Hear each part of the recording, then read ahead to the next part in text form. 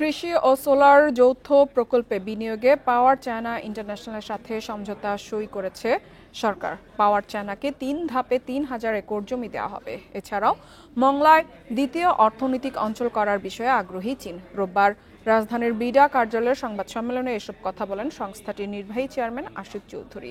এর আগে বিডা আয়োজিত চায়না বিনিয়োগ সম্মেলনে বিজনেস টু বিজনেস এবং সফররত ব্যবসায়ীদের সঙ্গে সরকারের বিভিন্ন সংস্থার কর্মকর্তাদের বৈঠক হয়। এই আয়োজনে ১৪৩ চীনা প্রতিষ্ঠানের প্রতিনিধি অংশ নেন। ওয়ালটন আবারও মিলিয়নিয়ার অফারে ওয়ালটন ফ্রিজ কিনে আপনিও হয়ে যেতে পারেন মিলিয়নিয়ার।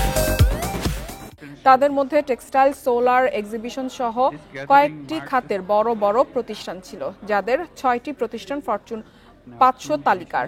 সম্মেলনে চীনের ৪টি চেম্বার অব কমার্সের প্রতিনিধিরা মতবিনিময় করেন। বিডা চেয়ারম্যান জানান, শ্রমের মজুরি অনেক কম থাকায় বাংলাদেশে শ্রমঘন শিল্পে চীনের বিনিয়োগ লাভজনক হবে।